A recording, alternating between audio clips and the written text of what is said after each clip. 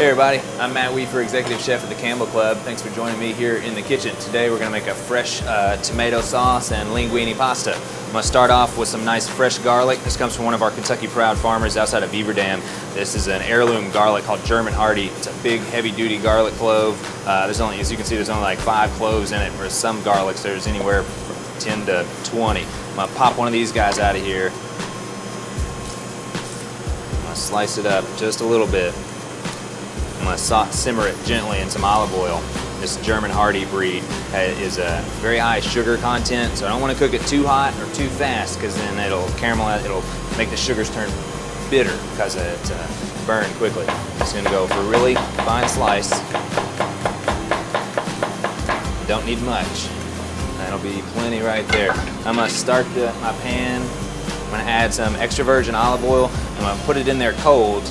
I'm going to go ahead and put the garlic in there cold with it too, because I don't want it to jump in and burn right off the bat. So the olive oil and the garlic will infuse before the olive oil actually gets hot, and that way nothing's going to burn, and the olive oil will have this great rich garlic flavor. That's some fresh rosemary I'm going to add in it too, and it's going to do the same thing as the garlic and just infuse in it, get a great flavor. Olive oil and garlic jumping out of that pan is just a delicious smell. Now, I've got a fresh tomato here from Cecil Farms. I'm not going to bother with peeling this tomato for this sauce because it's going to be a quick sauce.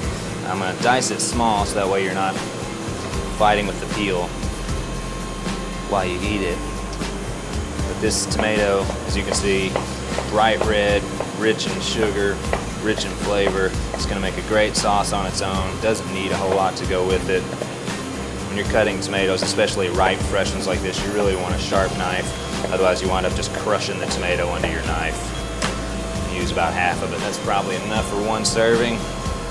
As you can see over here in the pan, got some simmering. The garlic's bubbling a little bit. The rosemary it's just extremely fragrant. I've got my linguine going. Some heavily salted water. Whenever you cook pasta, you want the water to be as salty as the sea, is what the old tale is. Alright, I'm gonna let this go. I don't want olive oil to get too hot because it's a really nice extra virgin olive oil. It's got a really good fruity, nutty flavor to it, and if it starts to smoke, then those flavors will break down and you lose some of the greatness that is this olive oil. Alright, you can already see there's getting a little bit of color on that garlic. Like I say, it goes really fast. So I'm going to go ahead and add a little bit of white wine to it. Just the combustion of the alcohol and the water cooking off. As soon as that dies down, I'm going to add the tomatoes. It's burning off now. All right.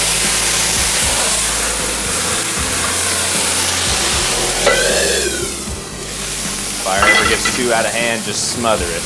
Oxygen that it's feeding off of. That's all right. It's burning some of my oil off, but it'll still be a great flavor. Get my heat back on, fresh tomatoes, the wine is cooked down, the sugars and the flavors are still going to be in there. Alright, I'm just going to let this simmer for a little bit, really just trying to get these tomatoes hot. Don't want to do much else to them. A little bit of salt, a little bit of pepper. Alright, let that go. While I wait for that, I'm going to go ahead and chop up some fresh basil and some fresh parsley to throw in at the end.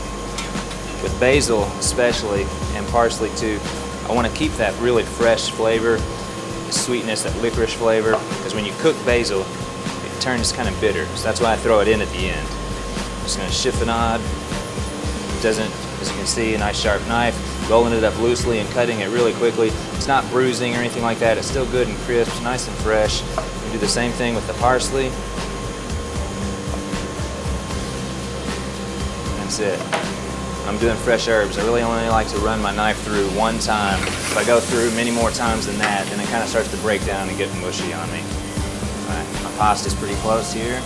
Grab a spoon. Add a little bit of this pasta water to my tomatoes because the water now has starches in it from the pasta. And it's those starches that are going to help the sauce bind to the pasta. All right.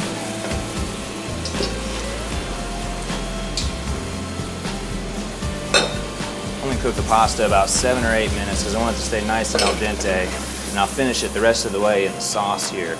As you can see, it's already soaking all that juice up, all that sauce. It's gonna be a great fresh summer dish. It's a good way to get rid of some of your fresh tomatoes out of your garden if you got some left over. Quick and easy, very filling. All right, then we go with the fresh herbs. Just toss it around, like I said, and that's it. Don't need to cook it very long. And on top, we've got a good Irish Parmesan cheese, and I'm gonna grate right on top of it.